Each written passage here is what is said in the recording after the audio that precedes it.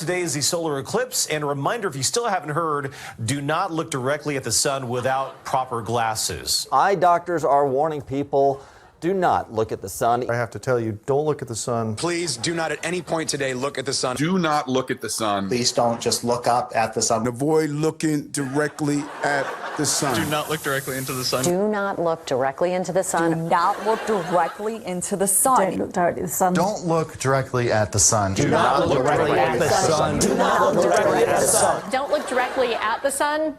Should be an everyday thing, actually. Meow, Huples Cat. Got my sweater. Got a flashlight. About 2 o'clock in the afternoon. By 3 o'clock, the sun is pretty much going to disappear from where we are. So I thought what I'd do, take some photographs and actually take some video, and you can hear what effect it has on the forest. Of course, it's pretty cloudy, so we're not going to get a spectacular shot, but there's going to be tons of them online anyway. It's a rare event, right? I mean, why not take a chance to see something we may never see again? But it's slightly interesting to see what happens to the forest. It's enjoying a beautiful hot spring day, and tomorrow we're going to have a beautiful hot summer's day, so human-caused climate change continues apace.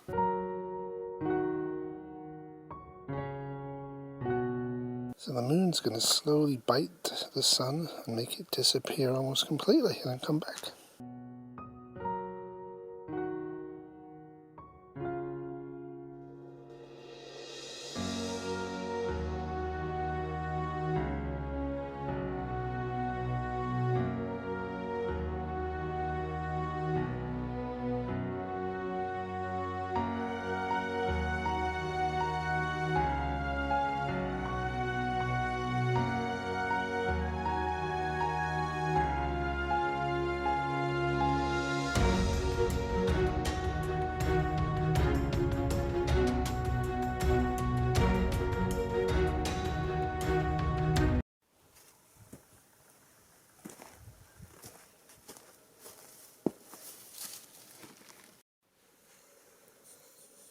$14:58. You can't really see anything, but it's definitely getting darker.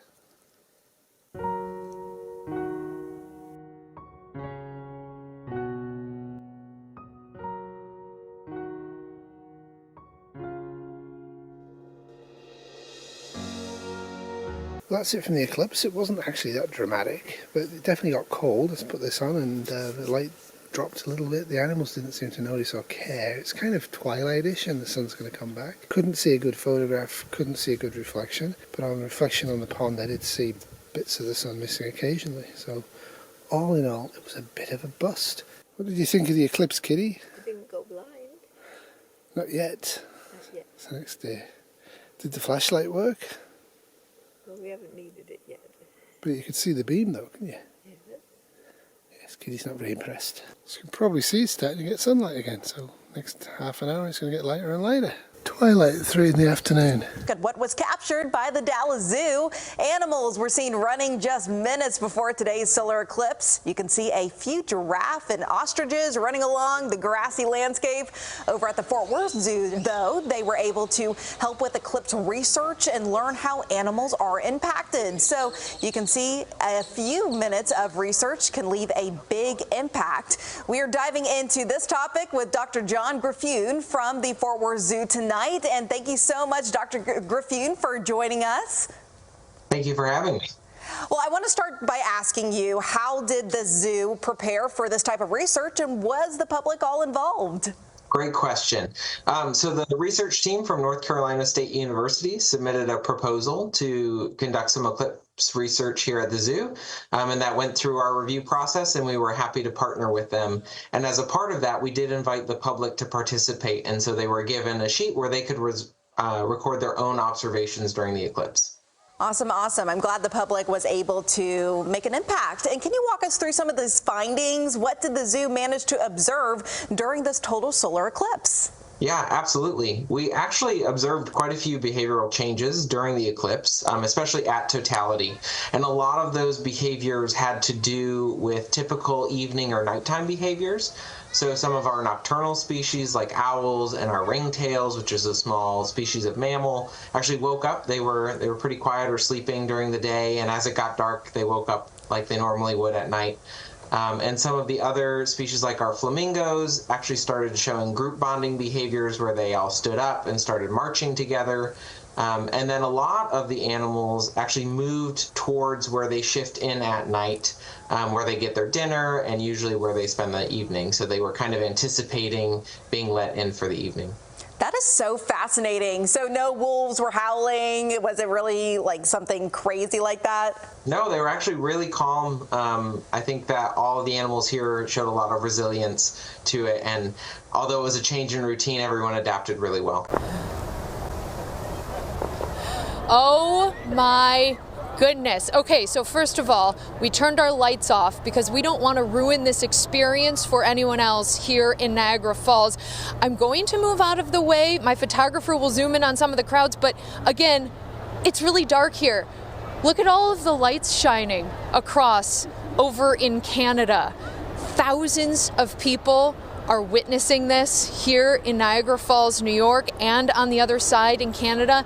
Unfortunately, we cannot see the sun right now. It is completely covered by clouds, but it's dark in the middle of the day. Now this just happened, so we have another probably 1.5 minutes of this total darkness. A lot of people disappointed that the clouds were going to totally ruin this experience for them earlier, but I would say this is an amazing experience. Can you hear that crowd screaming now as we are getting a glimpse of the sun? Okay, it peeped through a little bit there through the clouds, but now it just went back behind the clouds. Again, still very dark, so we're still very excited here in Niagara Falls. I talked to a lot of people from across the Northeast who came to witness this, and they said no better place to witness something like this than in front of this beauty of Niagara Falls.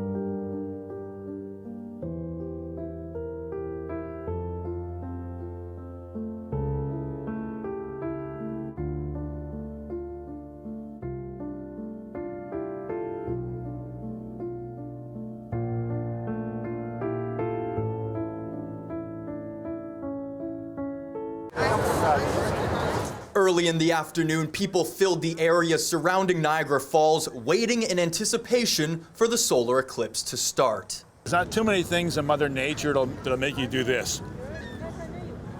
A total solar eclipse will do just that. Everyone's in a jovial, giddy mood. I describe it as a combination of Super Bowl, Woodstock, and Christmas morning. But the fear of clouds covering the celestial show was a worry for some. It seems like it's pretty cloudy from here up to the night, so yeah, I'm concerned.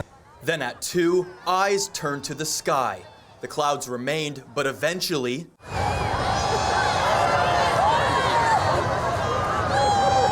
little glimpses of the moon creeping over the sun. Little hazy, but I can see the sun, and then it almost like a 40% is covered. Like, I don't know how I feel. It was very great. It's my first time seeing it. It was so cool. Very, very amazing. Then the atmosphere started to change. It got noticeably darker and colder. Definitely chillier. And yeah, it is starting to darken up now, so we're about there.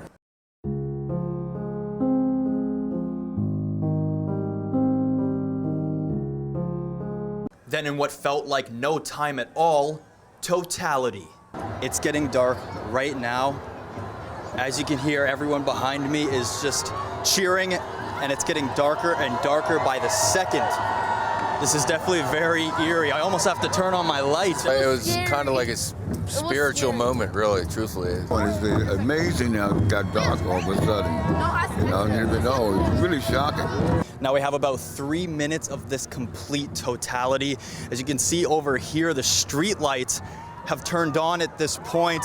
People are cheering as they can see the moon and the sun just a little bit. I gotta put on my glasses right now so I can be able to see.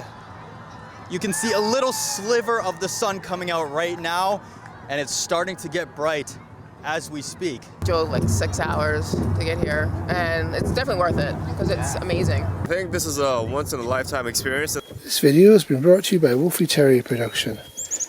How can we stop our dog staring at the sun and going blind? Wolfie, don't look at the sun. Bless you.